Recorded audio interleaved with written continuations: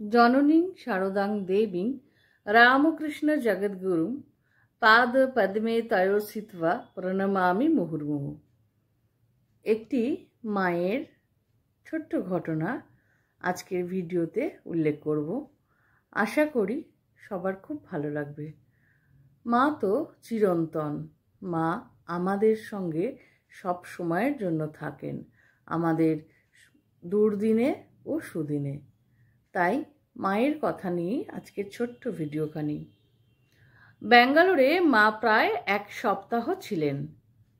একদিন অপরাহ্নে স্বামী বিশুদ্ধানন্দজি তাহাকে গাড়ি করিয়া আশ্রমের পশ্চাতে অদূরবর্তী গোবিপুরে কেভ টেম্পল অর্থাৎ গুহা মন্দির পর্যন্ত বেড়াইতে লইয়া গিয়েছিলেন। শ্রীমা গাড়ি হইতে নামিয়া মন্দিরে দর্শনাদি করিলেন এবং আবার গাড়িতে চড়িয়া আশ্রমে ফিরিলেন।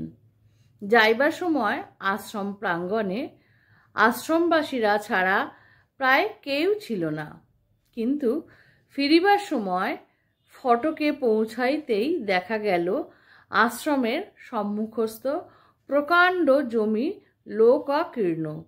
মায়ের গাড়ির শব্দ পাইয়া তাহারা নিমেষে যন্ত্রচালিতবৎ উঠিয়া দাঁড়াইল এবং পরক্ষণেই ভূতলে ষষ্ঠাঙ্গে প্রণাম করিলেন। সেই দৃশ্য দর্শনে অভিভূতা মা সেখানেই গাড়ি হইতে নামিয়া পড়িলেন এবং অভয় মুদ্রায় দক্ষিণ হস্ত তুলিয়া প্রায় 5 মিনিট দাঁড়াইয়া রহিলেন। তখন চারিদিক নিস্তব্ধ, অথচ সেই শান্তির মধ্যেও যেন অজ্ঞাতে কি এক শক্তির ক্রিয়া চলিতেছে, যাহার স্পন্দনে সকলে বিহ্বল।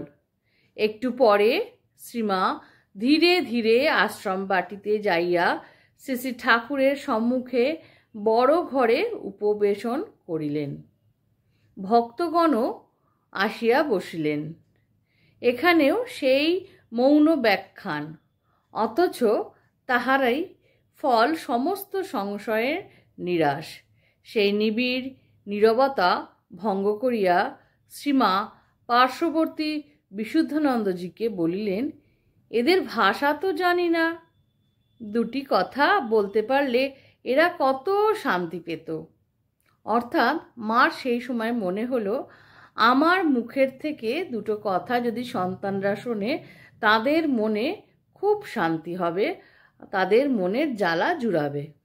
এই বলে মা বিশুদ্ধানন্দজিকে বললেন। বিশুদ্ধানন্দজি উহা ভক্তদিগকে ইংরাজিতে বুঝিয়া দিলেন। তাহারা বললেন, না না, এই বেশ, এতেই আমাদের হৃদয়ে আনন্দে ভরে গেছে।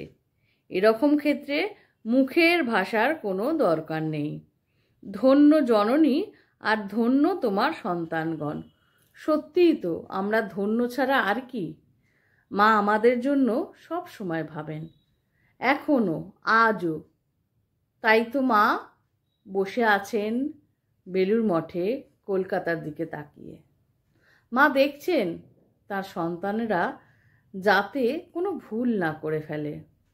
সঙ্গে সঙ্গে মা ঠিক তাদের মননে জাগরণে উদিত হবেন এবং সেই ভুল আমাদের হাত থেকে যাতে না হয়, মা সব সময় সচেষ্ট থাকবেন। মা, তুমি আমাদেরই সঙ্গে থেকো মা।